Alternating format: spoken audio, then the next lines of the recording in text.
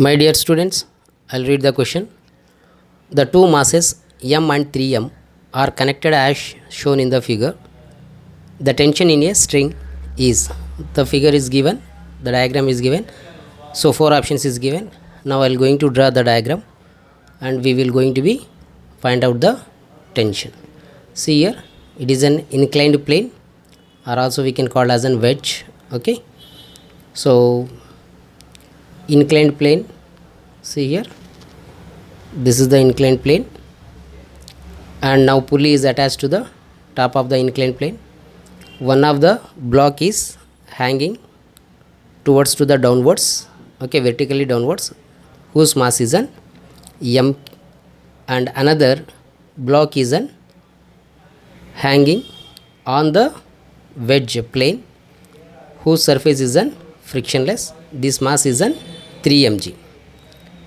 Okay, now so tension is an only one tension is there, because one string one tension, so I'll going to take as an T on the both the side. Now the angle of inclination is given as an 30 degrees. Okay, now I'll going to divide the components for 3 mg block, because it is an on the wedge, so it is in downward direction is an 3 mg sin theta, and 3 mg cos theta is equal to normal, so both will get cancelled because the block is not going to be move upward or downwards. So how much 3 mg sin 30? 3 mg by 2. So other side is an only the block is hanging downwards, so vertically downwards, that is an mg is a force. Okay, so now whose mass greater? So 3 mg by 2 mass is greater, so that's why the system will move with the acceleration towards to the 3 mg by 2 direction, and upward direction at the mg block. So A net is equal to how much, my dear? A net is equal to F net upon M net. How much the F net? F net is equal to, my dears, 3 mg by 2 minus mg upon M net. M net is equal to 3m plus m, that is on 4m. Understand?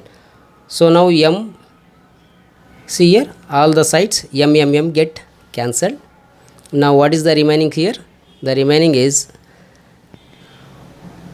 that is on 2g plus 3g. So 2g, so 3g minus 2g, that is an g only remains, and g by, see here, 4 to ja 8. So A net is equal to g by 8 meter per second square. Now the tension for the free body diagram I am going to draw here for the m block. Okay, so upward is an T and downward is an mg. So acceleration is an upward direction, so T is a greater, so that's why T minus mg is equal to ma. How much m? M is an m, a is an, we already find out, that is an g by 8. So T minus mg is equal to mg by 8. So now T is equal to how much, my dear? Mg by 8 plus mg. Yes or no? Mg by 8 plus mg. How much it is?